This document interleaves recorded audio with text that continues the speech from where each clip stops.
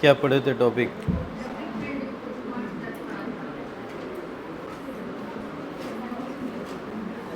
क्या था? बात बंद कर लो पीछे। अच्छा, हेडिंग डाले थे, ठीक है। सुनिए, लास्ट टॉपिक जो हमने पढ़ा था इलेक्ट्रिक फील्ड। इलेक्ट्रिक फील्ड मैंने आपको इसका डिफिनीसन के साथ इलेक्ट्रिक फील्ड क्या होता है और उसका एक जनरल फार्मूला इलेक्ट्रिक फील्ड निकाला कैसे जाता है। फोर्स अपॉन चार्ज, यहाँ से ये वेक्टर क्वांटिटी होती है, फोर्स पे डिपेंड करता है। जिधर फोर्स का डायरेक्शन होगा सेम डायरेक्शन में इलेक्ट्रिक फील्ड लगेगा, ठीक। चार्ज जो होता है यहाँ पे एफ अपॉन क्यू नॉट मैंने रखा था क्योंकि मैं टेस्ट चार्ज लिया था। टेस्ट चार्ज एक छोटा चार्ज होता है, पॉजिटिव होता है, यूनिट होता है इस पे मैग्नीट्यूड, और इसका खुद का फोर्स नहीं होता है, मतलब ये किसी पे फोर्स नहीं लगा सकता, इतना छोटा होता है। मगर हाँ, इसके ऊपर फोर्स लगेगा तो वो एक्सपीरियंस कर सकता है, इसीलिए इसका नाम टेस्ट चार्ज रखा गया है। बस ये टेस्टिंग के लिए हमने यहाँ पे इसको रखा था कि इलेक्ट्रिक फील्ड कितना है वो चीज़ मेज़र कर सकता है, ठीक है। तो इलेक्ट्रिक फील्ड में और भी चीज़ें हमने वहाँ पे देखी थी। आज हमारे पास जो टॉपिक है वो है electric field due two point charge, ठीक है। छोटा सा टॉपिक है, पहले देख लो क्योंकि इसी पे क्वेश्चन ज़्यादा बनेगा। उस पे मैंने क्वेश्चन आपको कराए थे सिंपल, आपको जो भी फॉर्मूला इसमें मिला था इसी फॉर्मूले में F is equal to q into e, यही फॉर्मूला बार बार लगा रहे होगे, जहाँ भी लगाओगे मोस्टली यही फॉर्मूला लगेगा। जैसे अभी तुमने फोर्स का एक फॉर्मूला पढ़ा था F इज इक्वल टू के Q1 Q2 upon are square, तो थोड़ा सा कंफ्यूज हो जाओगे कि कहाँ पे फार्मूला लग रहा है, कहाँ पे फार्मूला लग रहा है। ये भी एक फोर्स है, इलेक्ट्रिक फील्ड में जब चार्ज रखा जाएगा तो उसके ऊपर फोर्स लगेगा Q इंटू ई, और ये जब दो चार्ज कुछ आर डिस्टेंस पे सेपरेट थे तब ये फोर्स लग रहा था। तो क्वेश्चन पढ़ के आपको समझ में आ जाएगा कि कहाँ पे वो फार्मूला और कहाँ पे ये लगना है। मैंने 2-3 क्वेश्चन कराए थे। आज हम ये टॉपिक पढ़ रहे हैं, इस पे ज़्यादा क्वेश्चन करेंगे, और ये क्वेश्चन इस पे जो न्यूमेरिकल प्रॉब्लम आता है वो बोर्ड लेवल का भी है, और आगे जो मतलब हम पढ़ रहे हैं जेईई नीट के लिए उसके भी लेवल का क्वेश्चन हम करेंगे। तो electric field due two point charge पूरा लिख लेते हैं, और क्या है ये थोड़ा ध्यान से समझिए पहले। सपोज करते हैं, अच्छा पॉइंट चार्ज का मतलब मैं बात एक बता दूं पहले, पॉइंट चार्ज का मतलब क्या है। पॉइंट चार्ज का मतलब केवल ये प्लस क्यू ही पॉइंट चार्ज नहीं है। एक स्पेयर ले लेता हूं और स्पेयर पे भी पूरा चार्ज है, तो तुम उसको इतना दूर रख दो कि वो तुम्हें केवल एक चार्ज दिखाई दे, तो वो भी पॉइंट बन सकता है। जैसे पॉइंट चार्ज का मतलब तुम्हारे दिमाग में आता होगा कि केवल सर ये चार्ज पॉइंट चार्ज है, हाँ ठीक है, plus Q charge point charge है, ये तो ठीक है। मगर मान लो ये स्पेयर है और स्पेयर पे चार्ज जो हैं वो सरफेस पे हमेशा रिसाइड करते हैं। ये अभी आगे हम बताएंगे आपको कि चार्ज की प्रॉपर्टी होती है, चार्ज हमेशा कोशिश करता है कि सरफेस पे आके हम बैठें।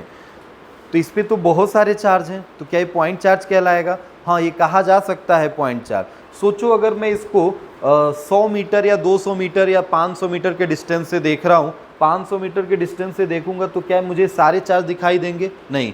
क्या एक स्पेयर दिखाई देगा? हाँ, हो सकता है स्पेयर दिखाई दे। तो क्या स्पेयर पॉइंट बन जाएगा और उस पर सारे चार्ज को जोड़ के क्या एक चार्ज लिख देंगे प्लस चार्ज, तो भी तो ये पॉइंट चार्ज कहलाएगा। तो पॉइंट चार्ज का मतलब ये नहीं कि केवल एक ही क्यू हो, बहुत सारे मिलके भी वो पॉइंट चार्ज हो सकते हैं, ठीक है। वो मैटर करता है डिस्टेंस आपका क्या है। बट एक चार्ज होता है कॉन्टिन्यूअस चार्ज। जैसे सपोज करो ये पेन है, एक रॉड है और एक कंडक्टर है, तो क्या इस पे बहुत सारे चार्ज होंगे? ये सारे चार्ज अगर हैं तो अब यहाँ पे एक चार्ज नहीं है, कॉन्टिन्यूअस चार्ज फैला हुआ है। ऐसे चार्ज डिस्ट्रीब्यूशन को हम कॉन्टिन्यूअस चार्ज डिस्ट्रीब्यूशन कहेंगे। तो हमें इलेक्ट्रिक फील्ड निकालना होगा। मैंने अभी आपको बताया था कि इलेक्ट्रिक फील्ड डिस्टेंस पे डिपेंड करता है। जैसे जैसे चार्ज से तुम दूरी बनाओगे इलेक्ट्रिक फील्ड की वैल्यू कम होगी, और जैसे पास आओगे इलेक्ट्रिक फील्ड की वैल्यू बढ़ेगी। तो सपोज करो अगर मैं यहाँ पे हूँ तो इलेक्ट्रिक फील्ड लग रहा होगा, इस पर कौन सा चार्ज लगा रहा होगा? क्योंकि इस वाले केस में तो इलेक्ट्रिक फील्ड देखो एक चार्ज लगा रहा था। इलेक्ट्रिक फील्ड पॉजिटिव चार्ज है तो इलेक्ट्रिक फील्ड का डायरेक्शन किधर होगा? बाहर। मान लेते हैं इलेक्ट्रिक फील्ड इधर लग रहा था, बाहर ही लगेगा, क्योंकि ये चार्ज कैसा है, पॉजिटिव। पॉजिटिव चार्ज से इलेक्ट्रिक फील्ड क्या होता है, निकलता है, और निगेटिव चार्ज में इलेक्ट्रिक फील्ड क्या करता है, इंटर करता है। तो निगेटिव चार्ज अगर ये होता तो इलेक्ट्रिक फील्ड का डायरेक्शन क्या अपोजिट हो जाता, इस डायरेक्शन में हो जाता। तो इलेक्ट्रिक फील्ड का डायरेक्शन चेंज हो रहा है चार्ज से। यहाँ पे इलेक्ट्रिक फील्ड का डायरेक्शन तो छोड़ो, तुम बताओ यहाँ पे इलेक्ट्रिक फील्ड पहले निकालोगे कैसे? क्यों? क्योंकि यहाँ पे एक चार्ज नहीं, ऐसे हजारों लाखों चार्ज यहाँ पे बैठे हैं, और ये सारे चार्ज इस पे अपने अपने इलेक्ट्रिक फील्ड छोड़ेंगे। क्योंकि ये चार्ज देखोगे तो ये अलग डिस्टेंस पे है, ये चार्ज अलग डिस्टेंस पे है, ये चार्ज अलग डिस्टेंस पे है, ऐसे सारे चार्ज अलग अलग डिस्टेंस पे इस पॉइंट से मतलब दूरी पे बनाए हुए हैं, दूरी बनाए हैं। तो जाहिर सी बात है कि डिस्टेंस जैसे जैसे यहाँ पे देखो, इस चार्ज से देखोगे तो डिस्टेंस बढ़ गया है, मतलब इसका इफेक्ट थोड़ा कम होगा, मगर होगा, इलेक्ट्रिक फील्ड होगा। इस चार्ज का इलेक्ट्रिक फील्ड थोड़ा ज़्यादा होगा क्योंकि ये पास में है, समझ रहे हो? तो इलेक्ट्रिक फील्ड कैसे वहाँ निकालेंगे, तो उसके लिए हमें अलग टॉपिक पढ़ना है। इसीलिए हेडिंग जो डाला गया है, electric field due two point charge डाला गया है। बाकी कॉन्टिन्यूअस चार्ज डिस्ट्रीब्यूशन जो पढ़ेंगे वो अलग से हेडिंग में रहेगा, उसमें अलग अलग रॉड होगा, रिंग होगा। जैसे आपने सेंटर ऑफ मास निकाला था ना, याद होगा, आप सेंटर ऑफ मास निकाल रहे थे तो रॉड का सेंटर ऑफ मास निकाले, रिंग का निकाले, स्फीयर का निकाले, हेमीस्फीयर का निकाले, सेमी सर्कल रिंग जो भी था, सेमी सर्कुलर रिंग था, आर्क था, वैसे करके आप बहुत सारे कॉन्टिन्यूअस ऐसे फिगर बना सकते हैं और उनकी वजह से इलेक्ट्रिक फील्ड निकालेंगे। तो कुछ का बता देंगे हम, और बाकी जो होगा वो आप क्वेश्चन घर पे प्रैक्टिस करिएगा। बाकी फ़िलहाल हम अभी जो पढ़ रहे हैं इलेक्ट्रिक फील्ड केवल पॉइंट चार्ज की वजह से है। तो मैं मान लेता हूँ कि हमारे पास एक पॉजिटिव चार्ज है जो कि प्लस क्यू, और यहाँ से किसी पर्टिकुलर डिस्टेंस r पे एक पॉइंट प्रेजेंट है p पॉइंट, और यहीं पे हमें इलेक्ट्रिक फील्ड निकालना है। ध्यान से देखो, क्या है, प्लस क्यू यहाँ पे इलेक्ट्रिक फील्ड बना के रखेगा, रहेगा ना भाई। इलेक्ट्रिक फील्ड तो इसका यहाँ पे दिखाई देगा। क्यों दिखाई देगा? तुम जब किसी टेस्ट चार्ज को कहीं से उठा के यहाँ लाओगे तो क्या टेस्ट चार्ज अपने ऊपर एक्सपीरियंस फोर्स से क्या एक्सपीरियंस करेगा? क्या उसको लगेगा कि भाई हमारे ऊपर कोई फोर्स लग रहा है? तो ये पॉजिटिव चार्ज है और ये भी पॉजिटिव होता है, तो फोर्स का डायरेक्शन क्या बाहर की तरफ होगा, और जिधर फोर्स का डायरेक्शन होगा उधर ही क्या होगा, इलेक्ट्रिक फील्ड होगा। मतलब इस पॉइंट P पॉइंट पे हमें इलेक्ट्रिक फील्ड निकालना है, तो मैं टेस्ट चार्ज यहाँ पे रखा, जैसे मैं टेस्ट चार्ज रखा तो उस पर एक फोर्स लगा और फोर्स का डायरेक्शन आउटवर्ड था, इसका मतलब इलेक्ट्रिक फील्ड भी आउटवर्ड डायरेक्शन में लग रहा है। ठीक, अब उस इलेक्ट्रिक फील्ड की वैल्यू निकालनी है। तो इलेक्ट्रिक फील्ड की वैल्यू निकालने के लिए हमारे पास फॉर्मूला होता है फोर्स पर यूनिट कितना, टेस्ट चार्ज, यही फॉर्मूला होता है। तो हम पहले देखो इस फॉर्मूले में F की वैल्यू हमें निकालनी पड़ेगी, फोर्स।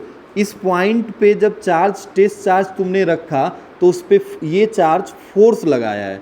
कितना फोर्स लगाया है? तो फोर्स का फॉर्मूला होता है कि Q1 है Q, और Q2 कितना है, Q0, और दोनों के बीच में डिस्टेंस कितना हो जाएगा, r²। तो क्या यहाँ से फोर्स पता चल जाएगा? ये फोर्स की वैल्यू उठा के इस फॉर्मूले में अगर रख देते हैं तो electric field is equal to कितना आ जाएगा, Q0 अपॉन में r², और अपॉन में कितना चलेगा, Q0। क्या Q0 से Q0 कैंसल आउट हो जाएगा? Then electric field is equal to कितना आ जाएगा, KQ अपॉन r²। ध्यान से देखो, ये देख के साफ पता चल रहा है कि टेस्ट चार्ज का कोई रोल ही नहीं है फॉर्मूले में। क्या कोई रोल है? नहीं, बस वही चार्ज आ रहा है जो सोर्स था, इसी ने इस पॉइंट पे इलेक्ट्रिक फील्ड जनरेट किया था। तो इलेक्ट्रिक फील्ड का फॉर्मूला कितना बना, KQ/r²। थोड़ा ध्यान से देखो यहाँ पे, KQ1 Q2/r², इसमें दोनों चार्ज थे। अब इसमें बस केवल कौन सा चार्ज आ रहा है, जो सोर्स था, KQ/r²। सेम फॉर्मूला तो बन रहा है, बस डिफरेंट क्या है, बस एक चार्ज हट गया है। तो हम फोर्स थोड़े निकाल रहे हैं, हम तो इलेक्ट्रिक फील्ड निकाल रहे हैं। तो इलेक्ट्रिक फील्ड अगर पॉइंट चार्ज के लिए निकालोगे तो ये फॉर्मूला बनेगा। इसमें Q को चार्ज इस फॉर्मूले में पुट विदाउट साइन। चार्ज को हमेशा कैसे पुट करेंगे, बिना साइन के पुट करेंगे। इससे फ़ायदा नुकसान क्या होगा थोड़ा समझो। इलेक्ट्रिक फील्ड कैसी क्वांटिटी है, वेक्टर क्वांटिटी है, तो जाहिर सी बात है इसके पास डायरेक्शन होगा। इलेक्ट्रिक फील्ड वेक्टर क्वांटिटी है तो इसके पास डायरेक्शन होगा, और डायरेक्शन किधर होगा, पॉजिटिव चार्ज है तो बाहर होगा, निगेटिव होता तो अंदर होता, यही होता। तो क्या डायरेक्शन ही बताने के लिए प्लस माइनस लगाते हैं? अगर ये माइनस होता तो तुम यहाँ पे आंसर में क्या माइनस लिख देते तो क्या फर्क पड़ता? यही बताता माइनस कि साइन इस इलेक्ट्रिक फील्ड का डायरेक्शन क्या चेंज हो गया है, इस डायरेक्शन में आ गया है। समझ गए हो? तो बस पॉजिटिव और निगेटिव इसीलिए हम यहाँ पे रखते हैं। तो अभी फिलहाल हम इस फॉर्मूले में साइन का यूज ही नहीं करेंगे, ऐसे जैसे चार्ज दिया होगा वही चार्ज, उसका केवल मैग्नीट्यूड रख देंगे, इलेक्ट्रिक फील्ड निकल जाएगा। क्लियर? अब बताओ इसी का वेक्टर फॉर्म लिखना है। थोड़ा याद करो, कूलम्स लॉ का वेक्टर फॉर्म लिखे थे तुम, याद है ना? तो उसमें बस दो चार्ज थे, याद करना, थोड़ा ध्यान से देखो, दो चार्ज थे Q1 और Q2। तो क्या तुम्हें ग्राफ बना के यहाँ से इसका डिस्टेंस R1 माने थे, इसका डिस्टेंस क्या माने थे R2, और फिर ये डिस्टेंस तुमने R माना था, और फिर वेक्टर रूल लगा के इधर से इधर चल रहे हो तो R2 माइनस R1, इधर से इधर चल रहे हो तो कितना लिखेंगे R1 minus R2, position vector निकाला था आपने। इसी तरह इसमें केवल तो एक ही सोर्स है, ये तो तुम लेके आ रहे हो ना, Q0 को तो तुम लेके आ रहे हो। तो इस केस में अगर तुम देखोगे तो यहाँ पे हम मान लेते हैं ये R जो वेक्टर हमारा चल रहा है इधर ही निकालना है, इधर से इधर नहीं आना है, क्योंकि इसमें तो एक फिक्स पॉइंट है, इसी पॉइंट पे निकालना है। तो हमें हमेशा किधर चलना है, इस डायरेक्शन में चलना है। तो इस डायरेक्शन में चलना है तो हम बस एक काम करेंगे, ये मैग्नीट्यूड हो गया इलेक्ट्रिक फील्ड का, हमें अब इसका वेक्टर फॉर्म चाहिए तो क्या डायरेक्शन लाना पड़ेगा।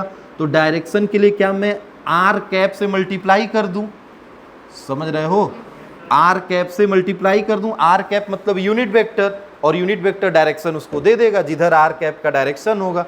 तो क्या इस फॉर्मूले को मैं लिख सकता हूं E इज इक्वल टू के क्यू अपॉन आर स्क्वायर, और किससे मल्टीप्लाई कर दिया, आर कैप से।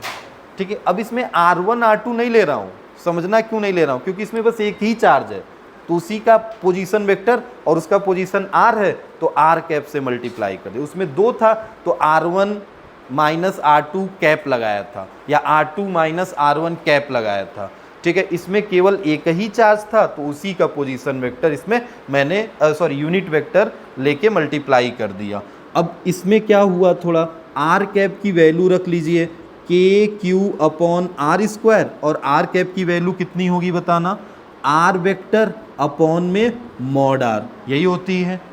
तो मॉड आर और ये आर स्क्वायर क्या आर क्यू बना देंगे इसको। देन फाइनली इलेक्ट्रिक फील्ड का फॉर्मूला जो आएगा के क्यू अपॉन आर क्यू, और ये कितना हो जाएगा आर वेक्टर। ये इलेक्ट्रिक फील्ड होगा वेक्टर फॉर्म में, इसीलिए इसके ऊपर यहाँ पे हम वेक्टर बना दे रहे हैं, क्योंकि ये वेक्टर फॉर्म में है। और वेक्टर फॉर्म में है तो जाहिर सी बात है चार्ज को विद साइन पुट करेंगे, क्योंकि डायरेक्शन वो अपने आप हैंडल करेगा, ये डायरेक्शन अपने आप हैंडल करेगा, अब तुमको बताना नहीं है। तो इसलिए चार्ज को इसमें कैसे पुट करेंगे, विद साइन। तो यहाँ चार्ज पुट विद साइन। ठीक है, नोट करो फटाक से, समझ गए ही हो, कुछ करना नहीं है इसमें।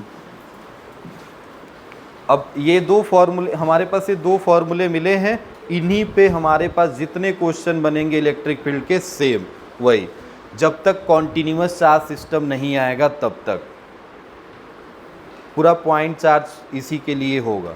अभी इलेक्ट्रिक फील्ड डाइपोल वाइपोल के लिए देखा जाएगा, अभी पहले ये पढ़ लो, थोड़ा जल्दी नोट करो।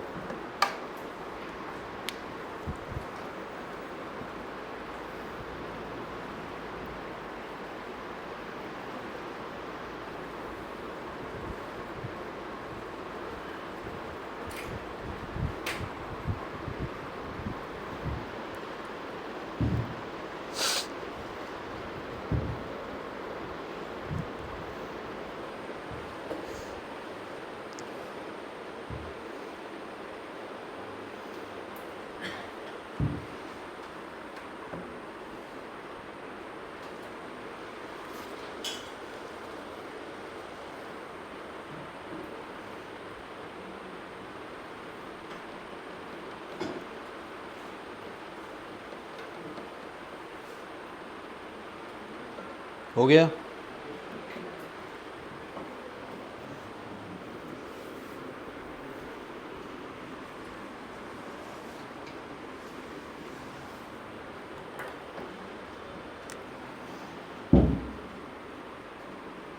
क्वेश्चन एक लिखो,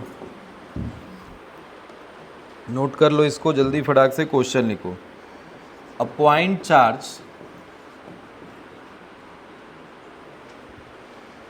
of 0.009 microcoulomb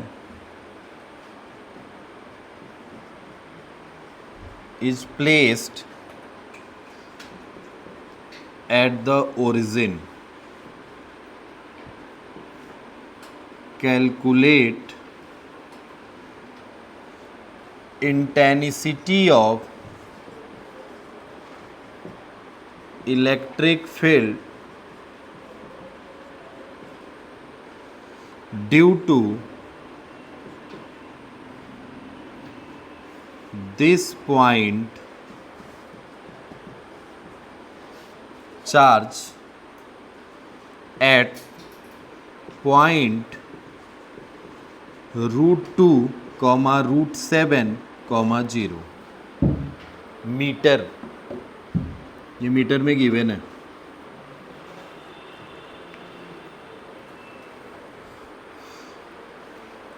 बेसिक सा क्वेश्चन है, कुछ है नहीं इसमें, जल्दी बताइए। बोला एक पॉइंट चार्ज है जिसकी वैल्यू गिवन है और प्लेस्ड है ओरिजिन पे, ठीक है। हमसे बोला है कि इंटेंसिटी इलेक्ट्रिक फील्ड की कितनी होगी, किस पोजीशन पे, तो पोजीशन ये गिवन है, ठीक है। पोजीशन दिया है और वहाँ पे उसने इंटेंसिटी पूछ दिया इलेक्ट्रिक फील्ड की। क्वेश्चन नोट करिए फटाक से।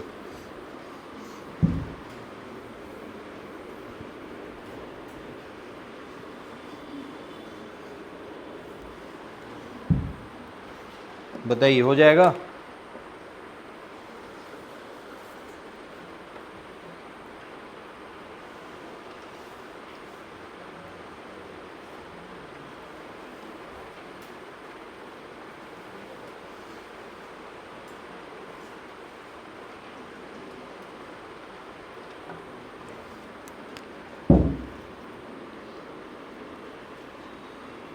अच्छा, इसमें फॉर्मूला कौन सा लगेगा? दो बताए ना, पॉइंट चार्ज है तो दो पॉइंट चार्ज के लिए क्या मैं दो फार्मूला बताया हूँ, एक तो स्केलर फॉर्म, एक वेक्टर फॉर्म। तो थोड़ा ध्यान से देखो, उसका पोजीशन जो है एक्स वाई और जेड तीनों एक्सिस के अलोंग दिया है, एक्स वाई जेड तीनों एक्सिस के अलोंग दिया है। तो पहले तो तुम आर वेक्टर लिखो, इसको वेक्टर बनाओ, क्योंकि एक्स एक्सिस में है, वाई एक्सिस में और जेड एक्सिस में है। तो क्या मैं इसको ऐसे लिख सकता हूँ, √2 आई कैप प्लस √7 जे कैप, और ये तो जीरो हो गया तो जीरो वाले को छोड़ दें, समझ गया ना। ये क्या मिल गया हमारे पास, आर वेक्टर।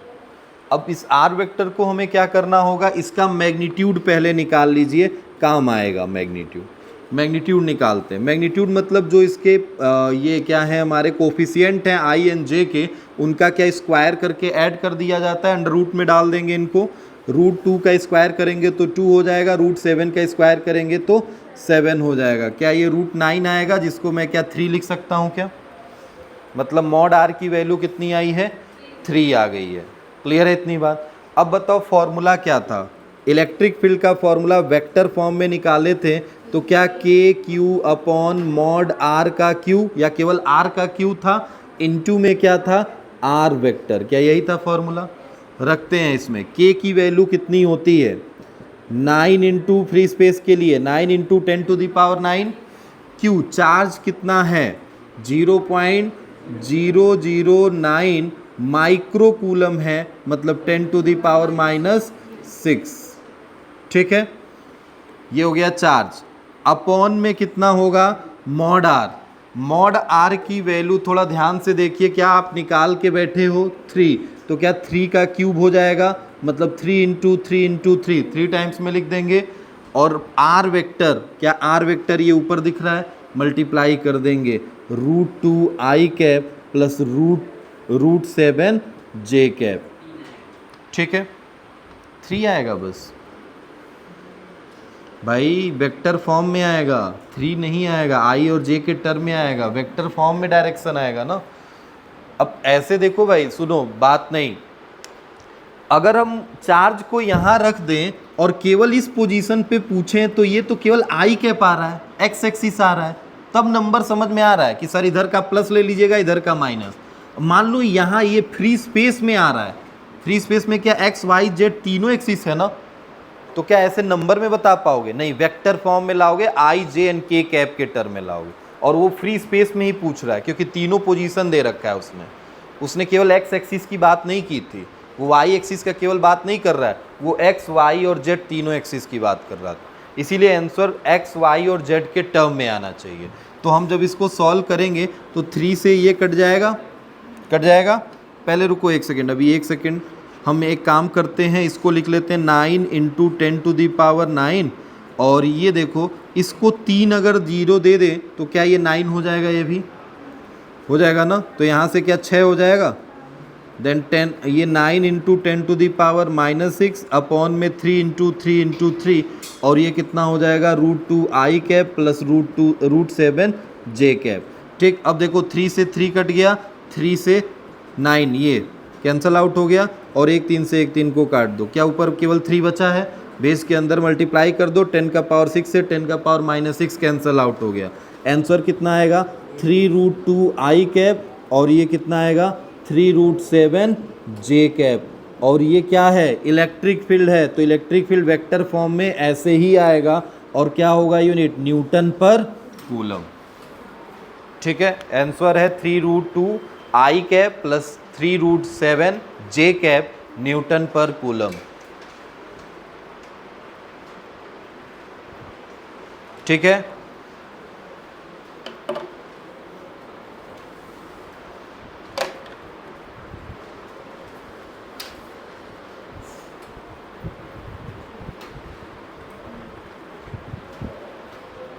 तो क्वेश्चन देख के समझ जाना भाई कि कौन सा फॉर्मूला लगेगा। आप ऐसे क्वेश्चनों में केवल एग्जैक्ट एक नंबर नहीं ला सकते हो, ये वेक्टर फॉर्म का ही क्वेश्चन था। ठीक है, चार्ज अभी प्लस में दिया था तो मैंने प्लस में ही रखा, माइनस में गिवन होता मैं चार्ज माइनस में रखता। सुनिए इधर थोड़ा सा, अभी क्वेश्चन कर रहे हैं, इसी पे क्वेश्चन कर रहे हैं, बस थोड़ा सा समझो क्योंकि ये ऐसे ही क्वेश्चन बनेगा। अभी तो मैं एक चार्ज के लिए बताया हूँ, क्वेश्चन की वैरायटी बढ़ाने के लिए एक छोटी सी चीज़ जाननी पड़ेगी जिसका नाम है principle of superposition. Principle of superposition अभी तुम पीछे पढ़ के आए हो, तुम्हें पता है कि जब वेक्टर क्वांटिटीज़ होती हैं और किसी पर्टिकुलर एक ही पॉइंट पे बहुत सारी वेक्टर क्वांटिटी जा रही हैं तो उनको हमें नेट निकालना होगा, तो सबको जोड़ना पड़ता है। और जोड़ने के लिए क्या हम वेक्टर सम का यूज करते हैं। जैसे अभी कूलम्स लॉ में तुमने पढ़ा था कि अगर एक चार्ज पे 10 चार्ज मिलके फोर्स लगा रहे हैं तो क्या उन 10 चार्ज का नेट फोर्स निकालना पड़ता है तुम्हें। नेट फोर्स निकालने के लिए तुम्हें वेक्टर सम करना पड़ता है। तो यहाँ पे भी इलेक्ट्रिक फील्ड एक वेक्टर क्वांटिटी है। अभी जैसे मैंने बोला कि एक चार्ज इस पोजीशन पे इलेक्ट्रिक फील्ड जनरेट किया था, एक चार्ज और दे दूं वो भी इसी पॉइंट पे इलेक्ट्रिक फील्ड पूछ रहा हूँ, एक चार्ज और दे दूं वो भी इलेक्ट्रिक फील्ड इसी पोजीशन पे पूछ रहा हूँ, तो क्या सारे चार्ज इस पे इलेक्ट्रिक फील्ड अपने अपने देंगे और क्या फिर सबको जोड़ेंगे तब जाके ना नेट इलेक्ट्रिक फील्ड आएगा। इसी के लिए हमें क्या जानना पड़ता है, प्रिंसिपल ऑफ सुपरपोजिशन। तो प्रिंसिपल ऑफ सुपरपोजिशन समझ लो एक, और उसके बाद क्वेश्चन करो। प्रिंसिपल ऑफ सुपरपोजिशन देखिए, सपोज दैट एक चार्ज है Q1, दूसरा चार्ज है Q2, तीसरा चार्ज है Q3 और ऐसे बहुत सारे चार्ज हैं। अभी हम 3 ही चार्ज लिए हैं और यहाँ पे एक पॉइंट P कंसीडर किए हैं। मैंने आपसे बोला ये Q1 से जो डिस्टेंस है ये R1 है, Q2 से जो डिस्टेंस है हमारा ये R2 है और Q3 से जो डिस्टेंस है वो हमारा R3 है। मुझे P पॉइंट पे इलेक्ट्रिक फील्ड चाहिए सारे चार्जेस की वजह से, जितने चार्ज मैंने यहाँ पे दिए हैं। तो क्या Q1 चार्ज भी इस पॉइंट पे इलेक्ट्रिक फील्ड क्रिएट करेगा। पॉजिटिव चार्ज है, थोड़ा ध्यान से देखना, तो क्या इलेक्ट्रिक फील्ड बाहर होगा, क्या नाम दे दें इसको E1। इसी तरह Q2 भी पॉजिटिव है और इसका भी इलेक्ट्रिक फील्ड इस पॉइंट पे क्या आउटवर्ड डायरेक्शन में ही होगा, स्टेट बनाना, नाम क्या हो जाएगा E2। इसी तरह तीसरा चार्ज भी पॉजिटिव है और इसकी वजह से इलेक्ट्रिक फील्ड भी किधर होगा, बाहर, नाम क्या हो जाएगा E3। मुझसे पूछा गया था net electric field at that point, P point पे नेट इलेक्ट्रिक फील्ड। तो क्या मुझे नेट इलेक्ट्रिक फील्ड निकालना है अगर, तो मुझे E1 plus E2 plus E3 simply जोड़ना होगा या वेक्टर सम करना पड़ेगा, वेक्टर सम करना पड़ेगा। एसो ऑन ये कॉन्टिन्यूस चलता जाएगा, अगर n तक है n चार्जेस तो n तक फोर्स लगाएंगे। इसी को कहा जाता है प्रिंसिपल ऑफ सुपरपोजिशन। ठीक है, अब क्वेश्चन इसी पे ज़्यादा बनते हैं क्योंकि प्रिंसिपल फॉर्मूला यही लगेगा अभी KQ upon RQ into R vector या KQ अपॉन R स्क्वायर वाला। मगर हम पहले एक निकालेंगे, फिर दूसरा निकालेंगे, फिर तीसरा, फिर दो को जोड़ेंगे तो एक रिजल्टेंट आएगा, फिर रिजल्टेंट को इसमें जोड़ेंगे तब जाके ही नेट आएगा। तो थोड़ा सा जो प्रोसीजर है वो पीछे पढ़ चुके हो कूलम्स लॉ में, करना वही है, बस फॉर्मूले में से एक Q1 Q2 में से एक Q हट गया है, बस एक Q रहेगा यहाँ पे, ठीक है। तो क्वेश्चन आप बना सकते हो, ऐसा नहीं है कि बहुत ज़्यादा डिफिकल्ट है। एक पहले बेसिक क्वेश्चन दे रहे हैं और फिर क्वेश्चन का आंसर बताइए यहाँ पे।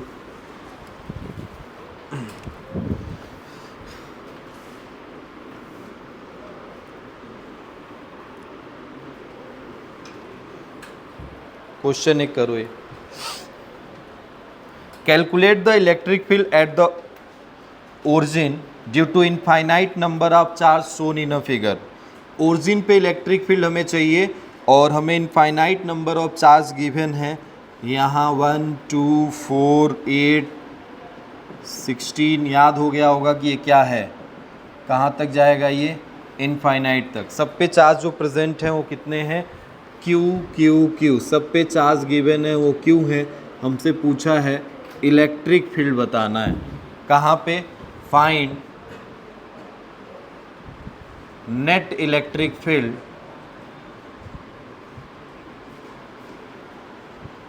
At origin. जल्दी बताइए।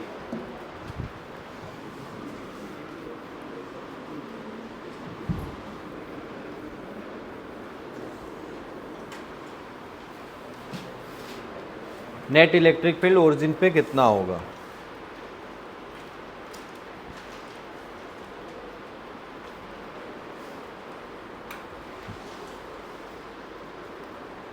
आ गया।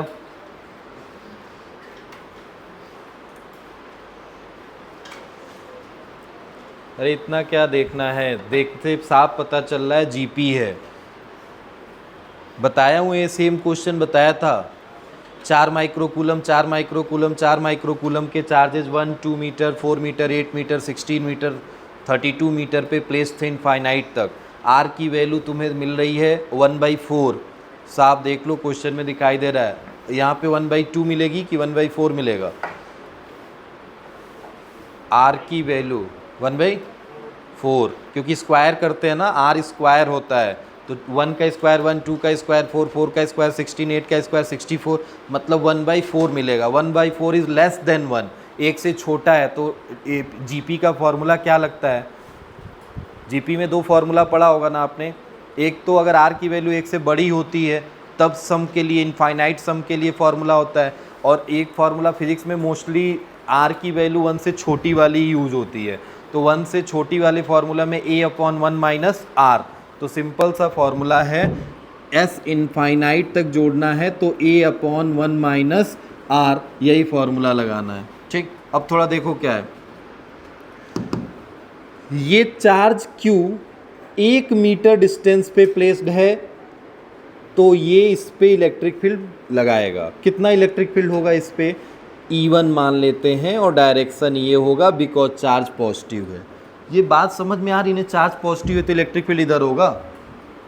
भाई देखो इसमें दिक्कत मत करना, क्योंकि अभी बेसिक क्वेश्चन दिया हूँ, अभी क्वेश्चन के बहुत बड़े बड़े मतलब आपको देखने मिल सकते हैं। तो क्वेश्चन अभी छोटा सा है, तो ये मत कंफ्यूज हो जाना ये क्या हो रहा है, इधर हो रहा है उधर हो रहा है। पॉजिटिव चार्ज है तो पॉजिटिव चार्ज की वजह से इलेक्ट्रिक फील्ड की वैल्यू इधर ही तो होगी, तो इसका ये दूसरे चार्ज की वजह से E2 होगा, तीसरे की वजह से E3 होगा। तो क्या मुझे सब E1 E2 E3 E4 infinite तक निकालने और सबको जोड़ने हैं, तब ना नेट इलेक्ट्रिक फील्ड मिलेगा। मतलब net electric field is equal to E1 plus E2 plus E3 so on, कहाँ तक, E इनफाइनाइट। क्या यही हमारा प्रिंसिपल ऑफ सुपरपोजिशन है क्या। अब देखो सब एक ही डायरेक्शन में है, तब तो वेक्टर सम करने में क्या मतलब है, हम सिंपली जोड़ दें। अरे सिंपली जोड़ दें, क्योंकि एंगल 0 डिग्री में है, यहाँ पे सब एक ही डायरेक्शन में चल रहे हैं, तो E1 E2 E3 सबको एक साथ जोड़ दो, ठीक है।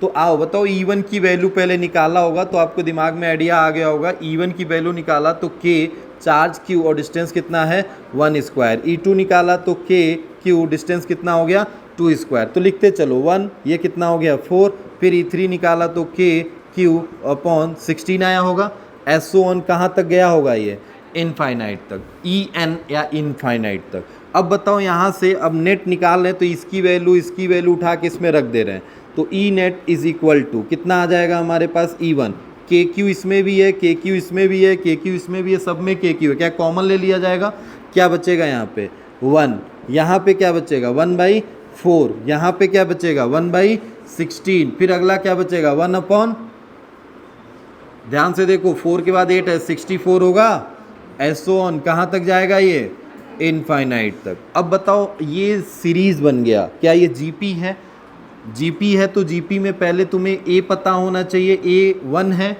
और कॉमन रेशियो कितना है, तो कॉमन रेशियो मतलब आगे वाले टर्म से पीछे वाले टर्म को डिवाइड करते हैं, 1/4 अपॉन 1 तो 1/4 ही आएगा, 1/16 अपॉन 1/4 तो क्या 1/4 ही आएगा, मतलब कॉमन रेशियो 1/4।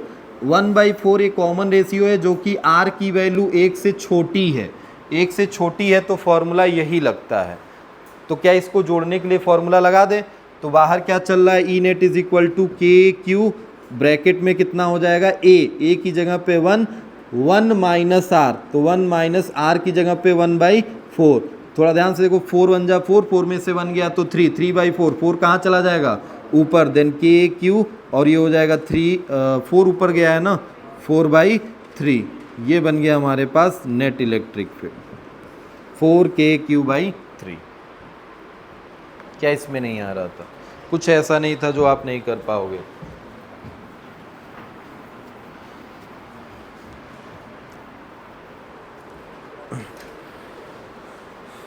क्वेश्चन है तीसरा, a point charge Q is placed at a point 0,0 मतलब ओरिजिन पे, calculate the electric field at B एक पॉइंट है, x, y जिसके वेक्टर्स मतलब वो कोऑर्डिनेट्स गिवन है in a vector form, in a vector form में आंसर चाहिए उसको। ये फिगर है मतलब यहाँ से कोई बी पॉइंट पे एक पॉइंट है बी और इस बी पॉइंट का कोऑर्डिनेट कितना है x, y, ये y एक्सिस है, ये x एक्सिस है, ओरिजिन है ये, ठीक है, और ओरिजिन पे ही चार्ज क्यू प्लेस्ड है। जल्दी बताओ आंसर।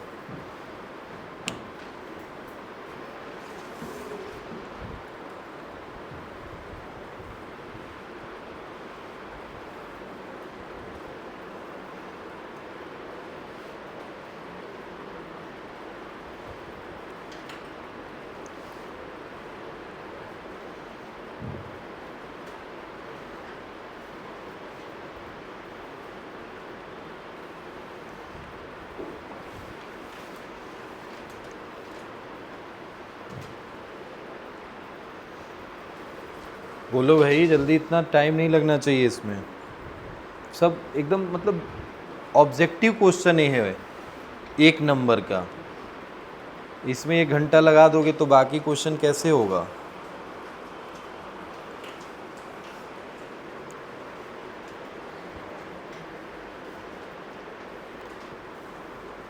आया किसी का आंसर, बोलो कितना आया।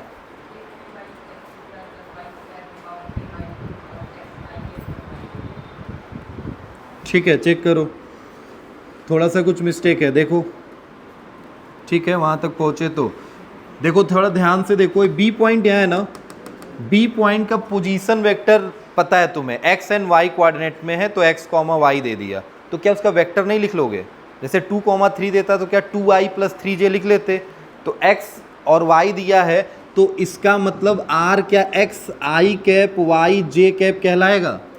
इसी पॉइंट पे तो इलेक्ट्रिक फील्ड निकालना है, चार्ज कहाँ पे रखा है ओरिजिन पे, क्या यहीं पे है, point charge Q is placed at a point 0,0 मतलब ओरिजिन पे रखा है। अब यहाँ से ये डिस्टेंस तुम्हें पता चल गया वेक्टर के फॉर्म में ये है, क्या इसका मॉड r निकाल सकते हो, मॉड r निकालने के लिए क्या x का स्क्वायर प्लस y का स्क्वायर, इन्हीं दो की ज़रूरत होती है, चार्ज Q दिया ही है तुम्हें, फॉर्मूला इलेक्ट्रिक फील्ड का कितना होता है, के क्यू अपॉन में मॉड आर का क्यूब, मॉड आर ये है और इसका क्यूब करेंगे तो ये पहले इसको क्या तुम 1/2 लिख सकते हो क्या पावर, और क्यूब करोगे तो क्या 3/2 हो जाएगा। तो क्या लिखेंगे x² + y² का पावर 3/2 हो गया। और कौन सा वेक्टर चल रहा है हमारा, x i cap y j cap, यही तो r वेक्टर है। देन मल्टीप्लाई कर देंगे x i कैप y, यही आया था। ठीक है चलो सही है। तो 1 मिनट का क्वेश्चन है, कुछ था ही नहीं। ऑब्जेक्टिव में बोल रहा हूँ, ऑब्जेक्टिव है, बोर्ड लेवल का क्वेश्चन है, कुछ था नहीं इसमें।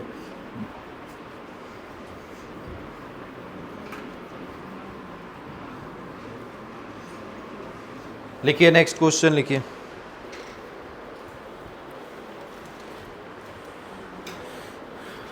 क्वेश्चन थोड़ा सा चेंज करते हैं।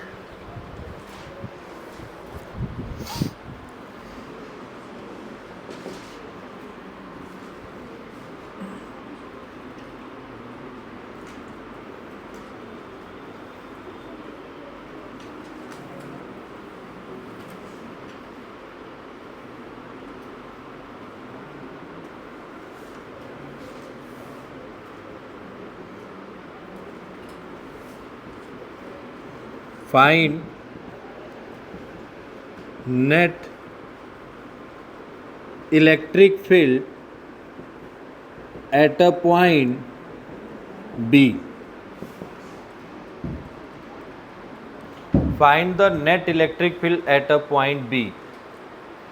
चार्ज ट्रेंगल के दो वर्टिसेस पे दिए गए हैं, एक +q एक -q, ए और सी। बी वाला ऐसे खाली है और यहीं पे हमें नेट इलेक्ट्रिक फील्ड चाहिए। ट्रायंगल इक्विलेटरल है बिकॉज साइड LL है। थोड़ा जल्दी बताओ कितना आएगा नेट इलेक्ट्रिक फील्ड। ऐसे क्वेश्चन अब रट जाने चाहिए, आंसर एकदम तुरंत आना चाहिए, क्योंकि तुम चार्ज पे भी यही किए हो, फोर्स वाला कूलम्स लॉ में भी यही कहानी किए हो।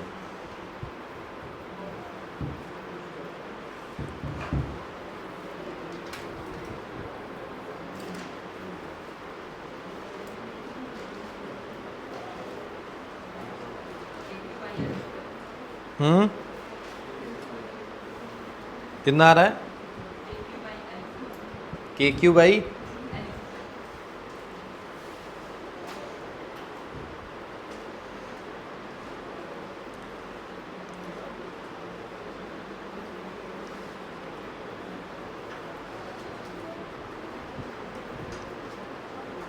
आया किसी का KQ/L²। देखो इधर +q चार्ज है, B पॉइंट पे इलेक्ट्रिक फील्ड किधर होगा, आउटवर्ड होगा, होगा ना आउटवर्ड। बना लेते हैं ये इलेक्ट्रिक फील्ड, नाम दे देते हैं इसका E1। ठीक है, ध्यान से देखो, B पॉइंट था और इस B पॉइंट पे हमें ये वाला इलेक्ट्रिक फील्ड क्या इधर देगा, नाम है E1 इसका। इसी तरह C पॉइंट पे चार्ज निगेटिव है, C पॉइंट पे चार्ज क्या है, निगेटिव है, तो क्या इलेक्ट्रिक फील्ड इधर होगा, नाम क्या होगा इसका, E2। दो चार्ज थे दोनों की वजह से। अब बताओ क्या E1 और E2 जोड़ोगे तब ना नेट इलेक्ट्रिक फील्ड आएगा। E1 E2 जोड़ते हैं, पहले तो E1 और E2 की वैल्यू निकाल लो। पहले E1 की वैल्यू निकालो, कितनी होगी, K चार्ज कितना है, Q डिस्टेंस कितना है, L², हो जाएगा क्या। इसी तरह E2 निकालो, E2 की वैल्यू बताओ कितनी होगी, K चार्ज कितना है, Q माइनस में नहीं रखना है इसमें क्योंकि वेक्टर फॉर्म नहीं है, Q अपॉन डिस्टेंस कितना है, L²। क्या दोनों सेम है, क्या दोनों सेम है, तो क्या हम इसको E मान लें, E1 और E2 दोनों को E मान लें। अब दोनों को जोड़ देते हैं क्योंकि दोनों का वेक्टर सम करना है। तो थोड़ा ध्यान से देखो, दो वेक्टर E1 E2 अगर इक्वल हैं तो उनका रिजल्टेंट क्या एकदम बाइसेक्टर पे बनेगा, E नेट मिल गया। अब ये E नेट की वैल्यू निकालनी है तुम्हें, तो E net is equal to under root में E का स्क्वायर प्लस E का स्क्वायर प्लस 2EE इंटू में कितना होगा, कॉस थीटा। थीटा क्या है, ध्यान से देखिए, क्या ये 60 डिग्री है, 60 डिग्री, और ये पूरा लीनियर पेयर अगर बनाएगा तो क्या 180 होगा। तो 60 इसमें से गायब हो गया तो बचा हुआ कितना हुआ, क्या 120 कहलाएगा। 120 होगा थीटा की वैल्यू। तो क्या ई नेट निकालेंगे तो यहाँ पे रख दें E square plus E square plus 2e² और कॉस 120 की वैल्यू कितनी होती है? -1/2 होती है क्या? 2 से 2 क्या हो जाएगा? कैंसल। ई स्क्वायर से एक ई स्क्वायर क्या हो जाएगा? कैंसल आउट हो जाएगा। थोड़ा ध्यान से देखो, बस क्या बचा? E square. E square root से बाहर आएगा तो कितना होगा? ई होगा, और ई किसके इक्वल है? KQ/L²। मतलब यही ई नेट भी आएगा।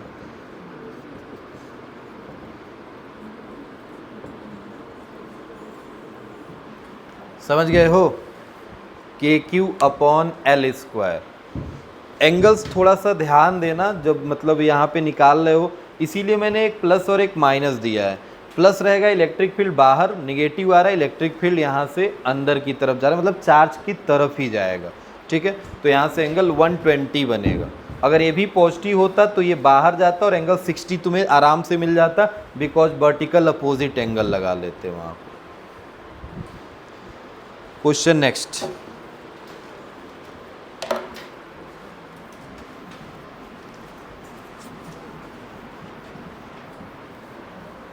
लिखिए 2 point charge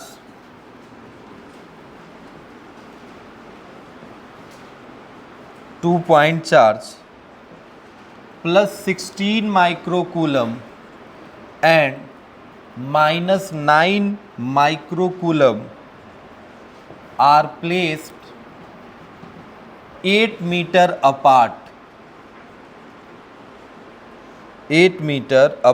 in air. Determine the position of point at which resultant field will be 0. Resultant electric field will be 0. 2 point charge plus 16 microcoulomb minus 9 microcoulomb are placed 8 meter apart in a air. Determine the position of the point at which resultant electric field will be 0. Equilibrium based problem है।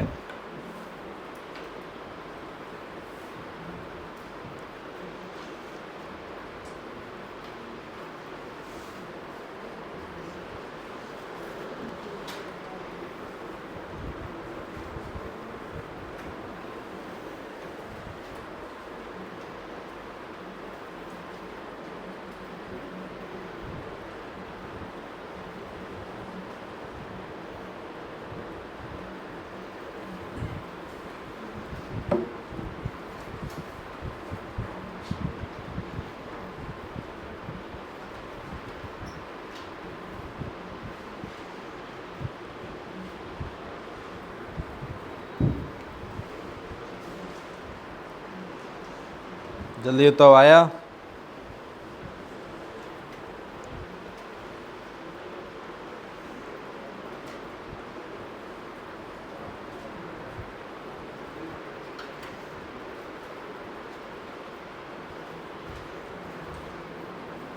मिला answer? 2 point charge plus 16 minus 9।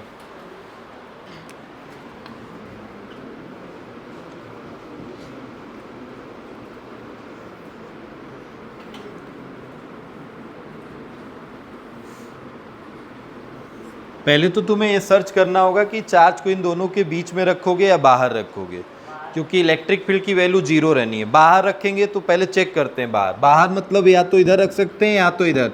थोड़ा याद करो, क्योंकि ये भी force की तरह ही है, बस एक चार्ज आएगा, उसमें 2 चार्ज थे और डिस्टेंस में r² वहाँ भी था, r² यहाँ भी है। तो जाहिर सी बात है चार्ज के डायरेक्टली प्रोपोर्शनल हो रहा है इलेक्ट्रिक फील्ड और इन्वर्सली प्रोपोर्शनल हो रहा है स्क्वायर ऑफ द डिस्टेंस के स्क्वायर के। तो फोर्स की तरह ही दिख रहा है। तो कहीं ना कहीं एक कंडीशन वहाँ जो हम फॉलो कर रहे थे यहाँ भी वही फॉलो करके चलेंगे, क्योंकि जिधर फोर्स चलता है उधर इलेक्ट्रिक फील्ड चलता है। तो एक चीज़ देखो, क्या ये लाइक चार्ज है या अनलाइक चार्ज है? अनलाइक चार्ज में तुम क्या थर्ड चार्ज जो रखते थे, क्या उसको बाहर रखते थे अंदर रखते थे? बाहर। तो बाहर रखते थे तो उस पर नेट फोर्स की वैल्यू 0 आती थी। अब यहाँ पे चार्ज नहीं रखना है, यहाँ पे पॉइंट बताना है कि किस पॉइंट पे इलेक्ट्रिक फील्ड 0 होगी। अच्छा, अब बाहर में मैंने बोला क्या छोटे स्मॉलर चार्ज के पास में जाना होता है, तो ये है 9 micro coulomb is the smaller charge, तो मैं यहाँ बाहर रखा। थोड़ा ध्यान से देखो, क्या ये -9 कूलम वाला जो चार्ज है माइक्रो कूलम वाला, वो इलेक्ट्रिक फील्ड क्या इधर लगाएगा? नाम दे देते हैं E2 क्योंकि ये सेकेंड चार्ज है, और ये फर्स्ट चार्ज है, ये इस पे इलेक्ट्रिक फील्ड प्लस है, देखो ध्यान से पॉजिटिव चार्ज है, तो क्या ये इलेक्ट्रिक फील्ड बाहर लगाएगा उसी पॉइंट पे, तो इसकी वजह से इलेक्ट्रिक फील्ड इस पॉइंट पे आउटवर्ड होगा। क्या E1 और E2 दोनों अपोजिट डायरेक्शन में है? अगर ये इक्वल हुए तो आपस में कट जाएंगे, नेट इलेक्ट्रिक फील्ड की वैल्यू क्या हो जाएगी? 0। तो ये बात तो समझ में आ गया ना, लिखवाने की जरूरत नहीं है, लिखवाने की जरूरत नहीं, बस इसीलिए एक क्वेश्चन करा दिया इक्विलिब्रियम बेस्ड प्रॉब्लम में। क्या समझोगे, क्या समझ रहे हो? बोल रहे हो अगर हमारे पास चार्ज अनलाइक है तो हम वो पॉइंट जिस पे हमें नेट इलेक्ट्रिक फील्ड 0 बनाना है उसको कहाँ रखेंगे? तो आउटसाइड फ्रॉम द चार्ज, इन चार्ज से बाहर रखना है, and nearer to smaller charge, smaller charge के जस्ट पास में होना चाहिए। ठीक है, तो ये डिस्टेंस कितना गिवन है? इन दोनों के बीच में डिस्टेंस दिया था क्या? 8 मीटर। ठीक है, ये ले लेते हैं, डिस्टेंस दिया है 8 मीटर का डिस्टेंस है। ये डिस्टेंस हम मान लेते हैं क्योंकि ये पॉइंट हमने यहाँ बनाया है P पॉइंट, और ये डिस्टेंस हम मान लेते हैं X है। ठीक है, X ही निकालना है हमें। अब बताओ, बात नहीं, सुनो इधर, क्या मैं एक पहले E1 निकालता हूँ और E1 और E2 दोनों को इक्वेट कर देता हूँ। E1 मतलब ये चार्ज उस पर कितना फोर्स लगाएगा? KQ स्क्वायर, सॉरी KQ की वैल्यू कितनी है? 16 × 10⁻⁻6 अपॉन में कितना है? R square. तो R यहाँ से लेके यहाँ तक है, तो क्या 8 + x का होल स्क्वायर हो जाएगा, इज इक्वल टू E2 निकालना है, मतलब सेकेंड वाले चार्ज की वजह से। K चार्ज कितना है? 9 × 10⁻⁻6, डिस्टेंस होता है R स्क्वायर। यहाँ से यहाँ तक का डिस्टेंस कितना है? x, तो क्या x का स्क्वायर हो जाएगा? K से K क्या हो जाएगा? कैंसिल, 10⁻⁻6 से 10⁻⁻6। 16 को क्या लिख सकते हो? 4, 8 + x का होल स्क्वायर हो जाएगा, और इधर 9 को क्या लिख सकते हो? 3/x का क्या हो जाएगा? Whole square. क्या 4/8 + x is equal to 3/x, cross multiply करेंगे 4x, और इधर कितना हो जाएगा? 24 + 3x होगा क्या? 3x इधर आएगा तो क्या x हो जाएगा? Then x is equal to कितना आ जाएगा? 24 आ रहा है क्या? ये इधर आएगा, x की वैल्यू 24। 24 मीटर पे रखना पड़ेगा। 24 मीटर डिस्टेंस किस चार्ज से है? स्मॉलर। ठीक है, और इससे पूछेगा तो क्या 32 हो जाएगा? अरे अगर उसने क्वेश्चन में पूछ दिया, ये देखो पूछा है ना, in air determine the position of the point, determine the position of point from larger charge. अगर इतना इसमें जोड़ देते तो क्या आंसर 24 रहता कि 32? 32, उसमें 8 जोड़ देते। ठीक है, ये ध्यान देना क्वेश्चन करते समय कि क्या वो पूछ रहा है। इसमें बस पोजीशन पूछा था तो लिख देंगे x is equal to 24, this distance from a smaller charge, और एक 32 लिख देंगे, this distance from larger charge.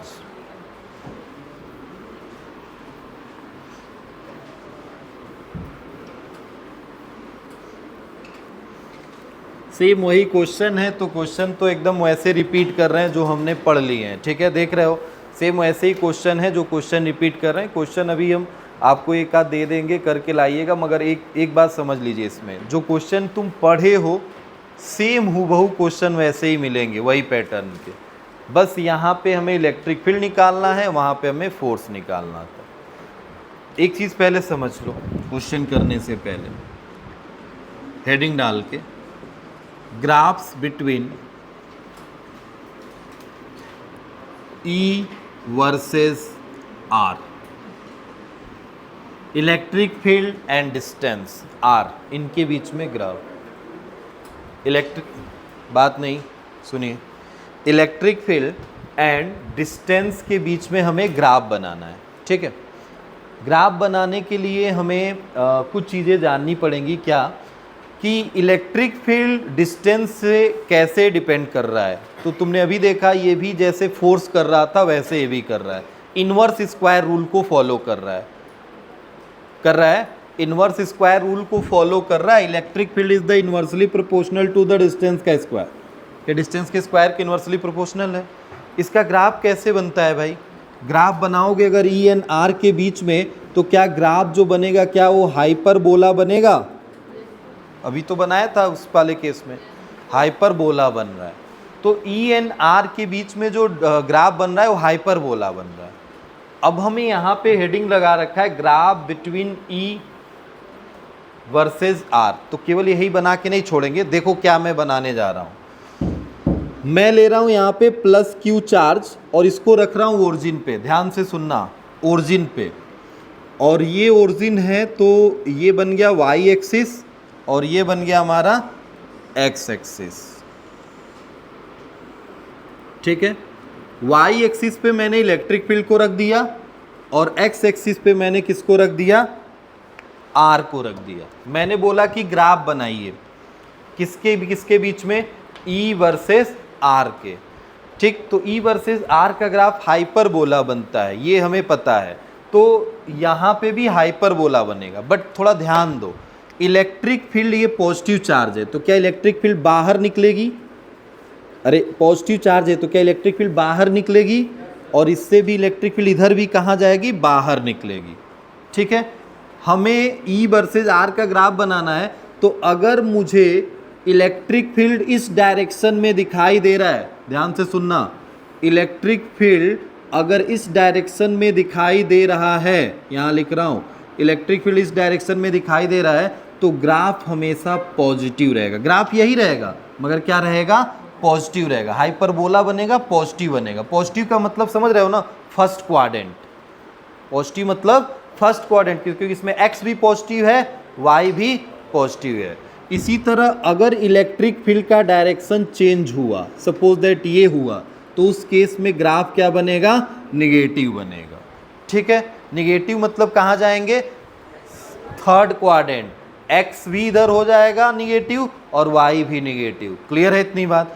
तो देखो इसी के हिसाब से चलना है हमेशा। अभी मैं बस पॉजिटिव चार्ज रखा हूँ।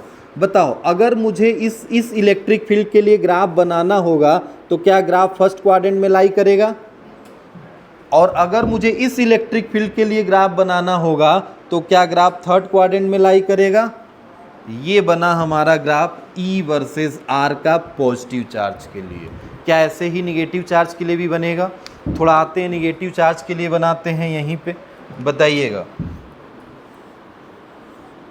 निगेटिव चार्ज बताओ पहले, निगेटिव चार्ज ये ई है और ये आर है। निगेटिव चार्ज में इलेक्ट्रिक फील्ड किधर आता है, अंदर की तरफ, तो एक इधर अंदर और यहाँ भी अंदर। थोड़ा ध्यान से देखो इस डायरेक्शन को, इलेक्ट्रिक फील्ड अगर इधर चल रहा है तो क्या ग्राफ निगेटिव होगा? होगा, ग्राफ क्या होगा, निगेटिव। अब इसमें निगेटिव, इसमें निगेटिव तो बनाने के लिए क्या करोगे, इलेक्ट्रिक फील्ड को निगेटिव करना है, इलेक्ट्रिक फील्ड को निगेटिव करना है। तो इसी क्वाड्रेंट, देखो इधर ही ग्राफ बनाना है तुम्हें, ऐसा नहीं कि इधर आ जाना, ये इसके लिए तुम्हें बनाना होगा, तब इन दोनों में से कोई क्वाड्रेंट सेलेक्ट करोगे। अब इसके लिए बनाना तो या तो इसमें बनाओ या तो इसमें बनाओ, तो क्या इसमें बना पाओगे? नहीं, क्योंकि इसमें इलेक्ट्रिक फील्ड पॉजिटिव है, इलेक्ट्रिक फील्ड निगेटिव किसमें चल रहा है। तो क्या ग्राफ इसमें बनेगा और कैसा बनेगा, तो क्या ऐसे बनेगा, समझ रहे हो, हाइपरबोला है।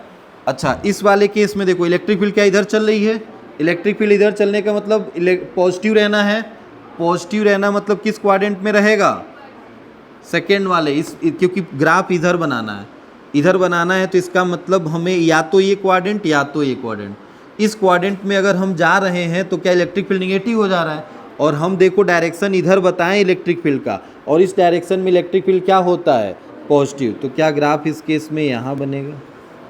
ध्यान से देखो, क्या इसी का जस्ट अपोजिट हो गया है, ये फर्स्ट और थर्ड में बना तो ये किस में बना है, सेकेंड एंड फोर्थ में बना है। क्लियर है इतनी बात? अभी तो केवल एक प्लस और एक माइनस लिए, अब तुम बनाओ दो माइनस और दो प्लस के लिए, बना लो उसको पहले, फटाक से लिख लो, कुछ लिखना नहीं है उसमें, पहले ये ग्राफ बनाना, ये लिखना E is the inversely proportional to the R square, तो ग्राफ क्या बनेगा, हाइपरबोला, ये हमें याद होना चाहिए। फिर ये लिख के बॉक्स में बंद कर लेना, फिर प्लस क्यू, फर्स्ट सेकेंड तीसरा ग्राफ आप बना रहे हैं।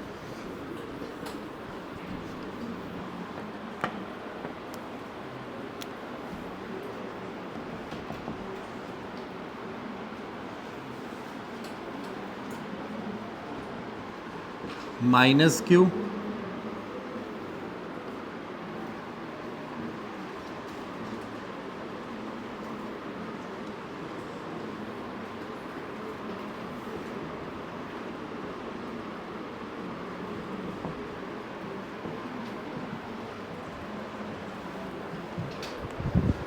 जल्दी ग्राफ दिया हो माइनस क्यू का। एक बार और बता दें, सुनो भाई, कुछ नहीं, देखो जिनको नहीं समझ आया, बाकी जिनको समझ में आया नोट करिए और वो क्वेश्चन करिएगा। मैंने आपसे बोला कि इलेक्ट्रिक फील्ड और डिस्टेंस के बीच में ग्राफ बनाना है। तो इलेक्ट्रिक फील्ड देखो क्या है, वेक्टर क्वांटिटी है। अगर तुम पॉजिटिव चार्ज रखोगे तो इलेक्ट्रिक फील्ड रेडियली निकलती है उससे, नेगेटिव चार्ज में इलेक्ट्रिक फील्ड इंटर करती है, आती है उसमें अंदर, ठीक है। तो एक बार मैं पॉजिटिव चार्ज जब रखा हूँ तो पॉजिटिव चार्ज से इलेक्ट्रिक फील्ड निकलेगा, पहले इलेक्ट्रिक फील्ड बना लेता हूँ इधर और इधर, ठीक है, दो डायरेक्शन में। तो इलेक्ट्रिक फील्ड एक बार इधर निकल रही है और एक बार इलेक्ट्रिक फील्ड इधर निकल रही है। इससे क्या मतलब है, आर का मतलब समझो। देखो आर को छोड़ो, आर जो है वो बस इतना समझ में आ गया है कि स्क्वायर के इनवर्सली प्रोपोर्शनल है। आर का स्क्वायर करने का मतलब उसकी वैल्यू क्या हमेशा पॉजिटिव रहेगी। भले से तुम देख लो, सारी कहानी किस पे डिपेंड करनी चाहिए, इलेक्ट्रिक फील्ड पे। मतलब इलेक्ट्रिक फील्ड इधर देखोगे तो प्लस ले लो, इधर देखोगे तो माइनस, यही तो होगा। तो इधर वाले को मैंने क्या ले लिया, प्लस, और इधर वाले को क्या ले लिया, माइनस। अब बताओ, अगर इलेक्ट्रिक फील्ड इधर चल रही है तो इलेक्ट्रिक फील्ड को प्लस होना है, तो प्लस होना है तो क्या प्लस यहीं ऊपर वाला ही एक्सिस होगा, तो इस क्वाड्रेंट में बन जाएगा। इस वाले केस में इलेक्ट्रिक फील्ड इधर चल रही है, इधर चलने का मतलब क्या बोला, निगेटिव, तो निगेटिव क्या ये नीचे वाला चल रहा है। अब यहाँ तो बन नहीं पाएगा ग्राफ, क्योंकि यहाँ अगर तुम ग्राफ बना देते तो क्या है, ग्राफ पॉजिटिव में हो जाता ना। तो ये पॉजिटिव इलेक्ट्रिक फील्ड नहीं लेना है, इलेक्ट्रिक फील्ड को क्या लेना है, इस डायरेक्शन के लिए निगेटिव, तो ग्राफ इसमें बना दिए। और जब निगेटिव चार्ज ले रहे हो तो देखो इलेक्ट्रिक फील्ड इधर आ गई और इलेक्ट्रिक फील्ड इधर, डायरेक्शन चेंज हुआ। अब बताओ ये इलेक्ट्रिक फील्ड हमारी तरफ आ रही तो क्या निगेटिव होगा, तो निगेटिव मतलब इलेक्ट्रिक फील्ड है, तो इसमें तो बना नहीं पाओगे, तो इसमें ही बना दिया। और इसमें देखो इलेक्ट्रिक फील्ड इधर चल रही है तो जाहिर सी बात है पॉजिटिव होगा ये डायरेक्शन, तो इलेक्ट्रिक फील्ड फर्स्ट वाले सेकंड क्वाड्रेंट में बन गया। अब उसका बना दो, कितना है, बन गया, बताओ भाई, बना, चेक करिए। Minus Q and minus Q दो चार्ज दिए हैं, ठीक है। पहले एक चीज समझो, ध्यान से देखो, माइनस क्यू की वजह से इलेक्ट्रिक फील्ड इधर होगा ना, और इस माइनस क्यू की वजह से यहीं पे बना ले रहा हूँ थोड़ा पास में, इलेक्ट्रिक फील्ड इधर ही होगा, ठीक, अंदर ही जाएगा। यहाँ भी माइनस क्यू है तो इलेक्ट्रिक फील्ड क्या अंदर होगा, और यहाँ भी माइनस क्यू है तो इसकी वजह से इलेक्ट्रिक फील्ड अंदर की तरफ ही होगा। डायरेक्शन बन गया। अब बताओ हमारी तरफ अगर चार्ज आ रहा है, इलेक्ट्रिक फील्ड आ रहा है तो क्या निगेटिव होता है, तो क्या इसमें निगेटिव मतलब क्या नीचे बनेगा ये क्वाड्रेंट, ठीक है, थोड़ा सही से बना, ठीक। अब इस अंदर वाले को भी छोड़ दो, इसमें देखो क्या ये बाहर जा रहा है, ये कहाँ जा रहा है, बाहर, तो क्या इलेक्ट्रिक फील्ड पॉजिटिव होगा, तो पॉजिटिव मतलब क्या ऊपर बनेगा, समझे हो ना भाई, बोलो हाँ या ना, ठीक है। अब सुनो, माइनस क्यू और माइनस क्यू ये दोनों चार्ज, इनकी वजह से इलेक्ट्रिक फील्ड का डायरेक्शन जस्ट अपोजिट है बीच में, तो क्या होगा, देखिएगा थोड़ा ध्यान से देखिएगा, ये अंदर आ रहा है मतलब मेरी तरफ आ रहा है, तो क्या पॉजिटिव होगा कि निगेटिव होगा, निगेटिव होगा। और ये किधर जा रहा है, बाहर जा रहा है, तो क्या पॉजिटिव होगा, तो पॉजिटिव का मतलब तो ऊपर और निगेटिव का मतलब नीचे, तो क्या लाइन ऐसे बनेगी, देखिएगा,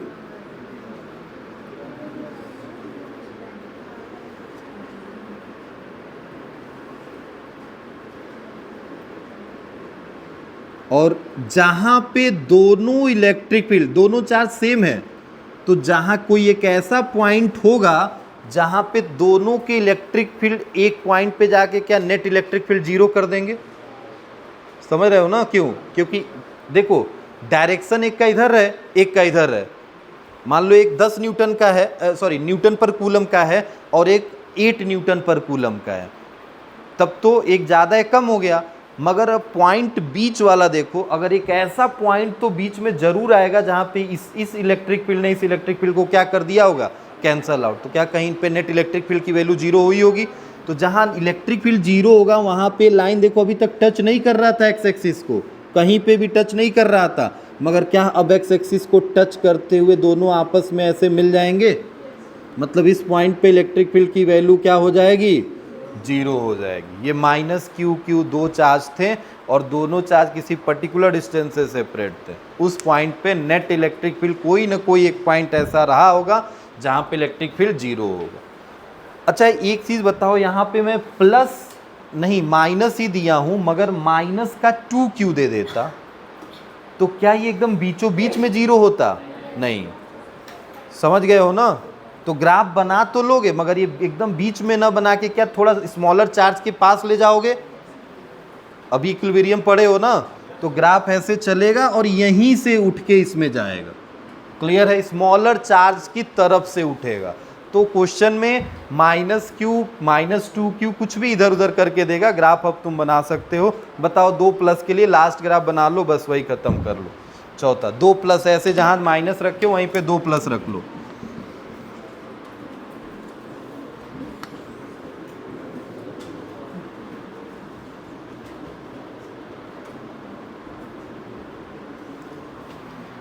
एक प्लस और एक माइनस डाइपोल बना देगा। तो अभी उसके लिए नहीं बता रहे हैं क्योंकि डाइपोल आप पढ़े नहीं है।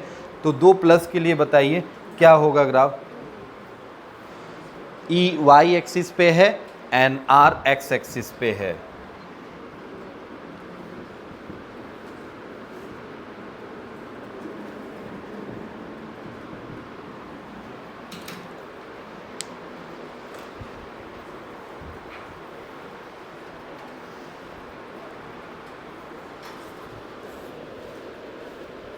बन गया?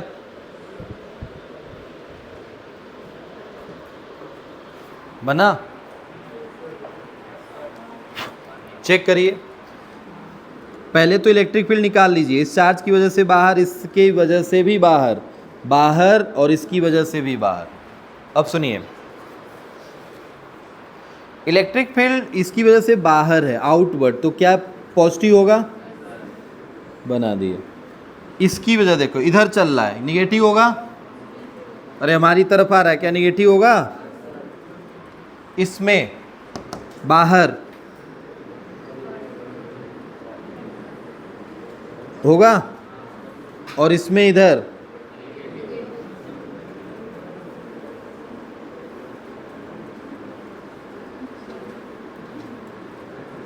समझ गए? और पॉजिटिव पॉजिटिव चार्ज हैं तो कहीं बीच में ही तो जीरो करेंगे।